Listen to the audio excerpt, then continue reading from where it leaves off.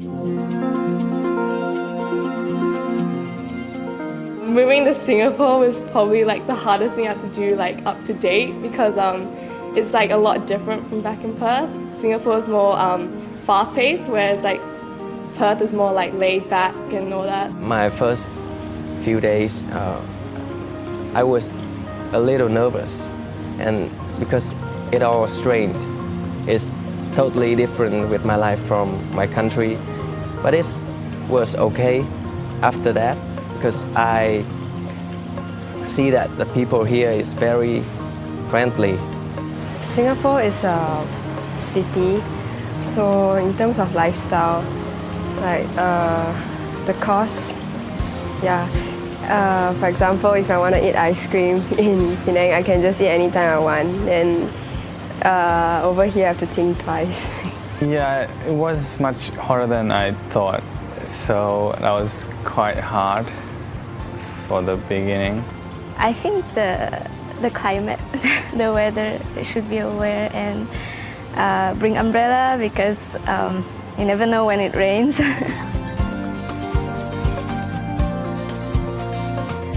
I miss my family. Yeah, at that time as a girl, in the first time away from the family, I felt I cried. But at that time, then by and by, I meet my friends. I go around my areas, so I get familiar with the lifestyle, the people, the culture.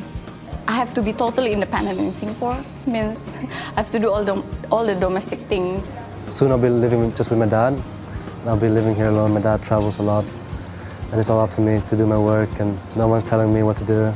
I think the skill, like I can learn to live alone without my parents beside me, and my parenting that helped me to grow up.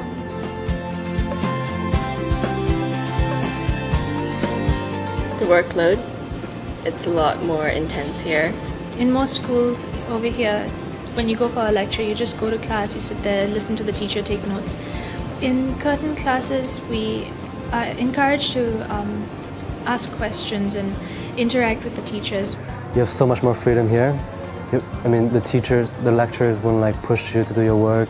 He just give you a deadline and you have to hand it in. You know, in high school they just push you until you hand it in. In high school, the teachers is very strict, and in your university you get to choose what you want to do. The timetable, it's a lot different. I have only 12 hours a week, and at high school I had to do 9 to 4 every day. They actually expect you to do your own research and, have your read before you come to classes and stuff like that. The teachers here, they encourage you to share your own ideas. So no matter it's right or wrong, if you have any ideas, you're free to talk up in the class. G'day. Welcome to Crystal Clear Mathematics, where it is easier than you think. I'm your host, Graham Henderson. Principle number 1, study without distractions. Try to find a time and a place where you can study with as few distractions as possible. Now, the location may be your bedroom or a dedicated study room. It could be the living area after others have gone to sleep. It may even be outside or at a friend or a relative's place nearby. It could be a quiet room at school before the day starts or at the end of the school day, or in a quiet part of the local library. I've heard of students studying in all these places. In terms of time, you might choose to study before school, before your evening meal or after your evening meal, or even after others have gone to sleep if they go to bed early. Give some thought to building your daily routine around when you can find such a place and a time free of distractions. Your study will be that much more effective. Principle number 2, use a comfortable table and chair. Posture is incredibly important when studying. Slouching in your chair or slumping over the desk while you're studying has been shown to restrict free breathing and to decrease your alertness. And alertness is vital because it allows you to achieve better results in a shorter period of time. Make sure that your chair gives good lower back support and that your table and your chair are at a good working height. Ideally, you should be able to put your feet flat on the floor or on some footrest, and the table should be just above elbow height. Principle number 3. Control your exposure to electronic media. Most top students control their use of the computer and social media. Some choose to have the computer in another room, so they have to change rooms to look something up. Some turn their mobile phones off while they work. Some even resort to having their friends or their family change the password to their Facebook account each term, or in some cases for the entire last year of school. Hardly any top students study near the television.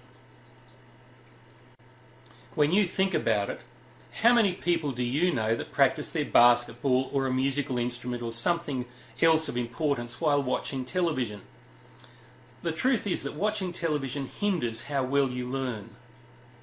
And deep down, most students know this, but they watch television because they're more interested in getting their homework done and out of the way than they are in learning or mastering it. If you want to be a top student, you can see that you have a choice to make. Now, not all social media is bad, and it's certainly not bad all the time. But while you are studying, I've known some students who have used Facebook or Skype very successfully while doing their homework and discussing their work with friends. That may work for you as long as you're disciplined enough to resist the temptation to simply socialise.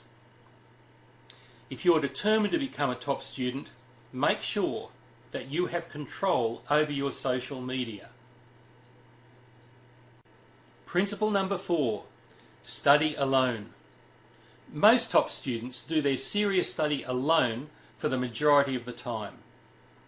This will vary according to your learning style. Some top students also spend time with a study buddy or a small group of similarly minded friends on a semi-regular basis, and they find that having discussions with these friends helps a lot. Principle number 5, study quietly. Most top students study in silence. A few will listen to music, but almost all of them will turn the music off when they have serious study or memorising to do. Of those relatively few students who listen to music while doing their lighter work, the majority will only listen to instrumental music.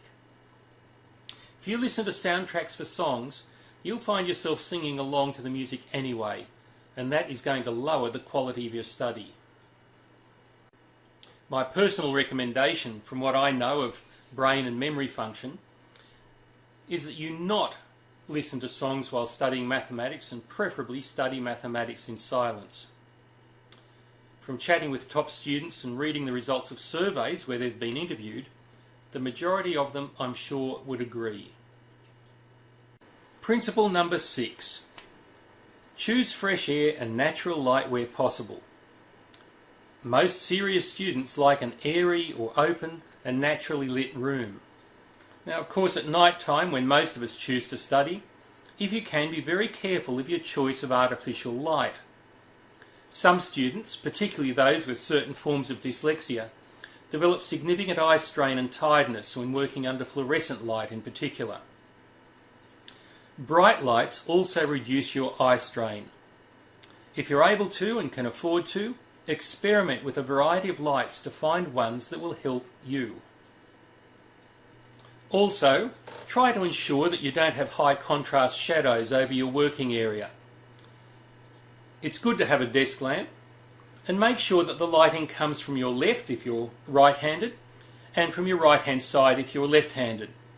This simple arrangement reduces the size and the intensity of the shadows in your work area, and it helps reduce eye strain and tiredness. Finally, principle number 7, take regular breaks. Your body and your mind need regular change. Take time to rest your eyes, exercise and stretch a little, socialise a little, or simply rest and relax before you get back into your study. So there they are, 7 very practical and common sense things to consider when preparing to study. If you want to be a top student, seriously consider what I've shared here. You may find some other options that suit you, but be aware that most top students have found by experience that following these principles.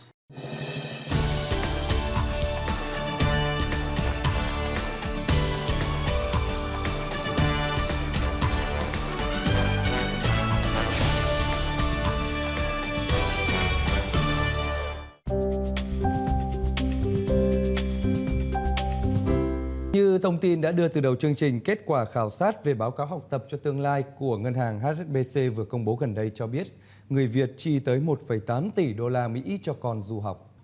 Và theo bản báo cáo học tập cho tương lai của HSBC tiết lộ thì nhiều bậc cha mẹ đặt kỳ vọng cao về mặt giáo dục cho con cái. Hơn 50% phụ huynh cho rằng tốt nghiệp đại học là chuẩn tối thiểu cần phải có để con cái họ có thể đạt được những mục tiêu quan trọng trong cuộc đời. Cuộc khảo sát hơn 5.550 phụ huynh tại 16 quốc gia cho thấy 77% bậc phụ huynh sẽ cân nhắc cho con cái học đại học hoặc sau đại học tại nước ngoài nhằm để trang bị cho con một khởi đầu suôn sẻ trên thị trường việc làm.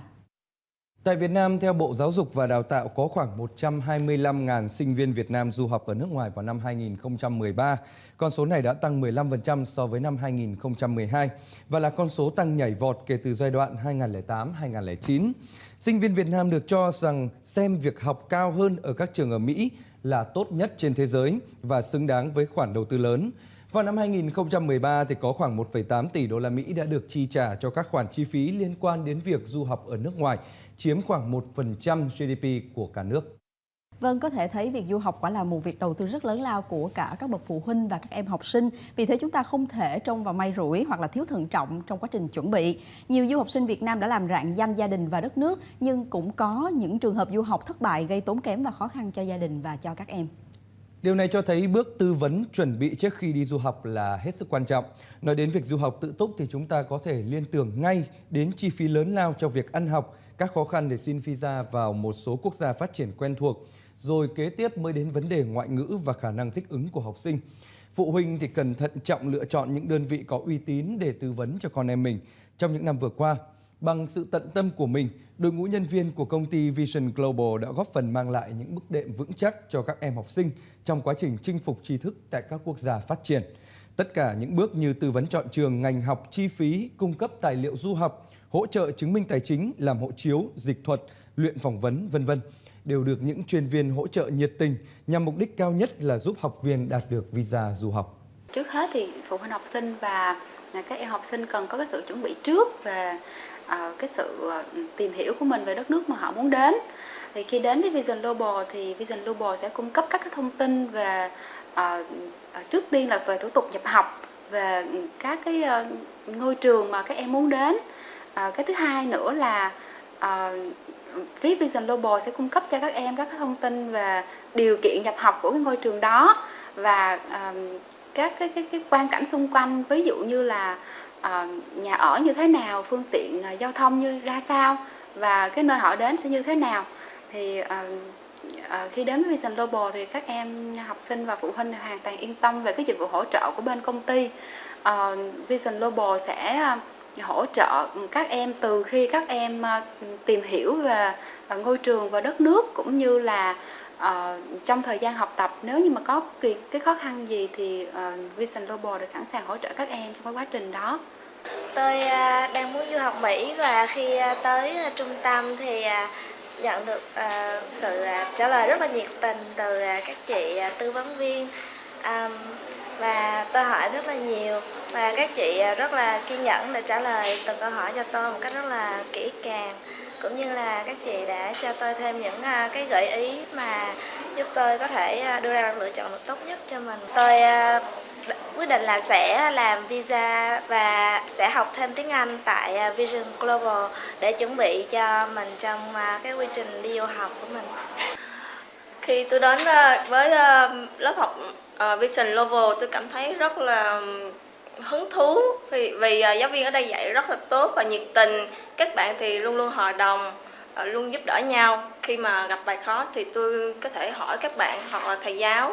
Thì tôi rất là hài lòng của công ty Vision Global đã tạo đủ mọi điều kiện, tất nhiên là ngay từ phút ở Việt Nam thắc mắc giấy tờ học bạ hay cái gì hết đều lo giúp đỡ chúng tôi.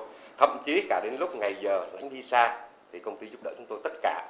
Cho đến lúc ngày con chúng tôi lên được thì cũng hỗ trợ, thiếu một cái gì hỗ trợ từ đây ra đến phi trường, hay là từ Việt Nam mà đi qua Mỹ, đó, qua ghé trạm nào như thế nào thì công ty rất là nhiệt tình giúp đỡ chúng tôi. Vision Global vì làm thủ tục rất nhanh và gọn, không phức tạp. Ngoài ra thì Vision Global cũng hỗ trợ cho du học sinh khi các em đến nước sở tại học tập, sắp xếp chỗ ở, đưa đón sân bay cho các em. Khi phụ huynh cần thăm con em, công ty cũng sẽ hỗ trợ hoàn tất cả thủ tục giấy tờ một cách nhanh chóng nhất. Vision Global có kết hợp với một số trường và một số tổ chức giáo dục quốc tế để mà trao tặng những phần quà, những phần học bổng cho những em học sinh xuất sắc có hoàn cảnh khó khăn, để góp phần thêm tạo thêm động lực cho các em vươn ra môi trường quốc tế và xây dựng cho mình những cái kiến thức vững mạnh để mà về phụ giúp lại xã hội. Với sự chu đáo, tận tâm và bề dày kinh nghiệm được các tổ chức giáo dục quốc tế công nhận, quý vị khán giả có thể yên tâm khi tham khảo những thông tin du học từ phía Vision Global để bắt đầu con đường ra thế giới của con em mình một cách thuận lợi nhất.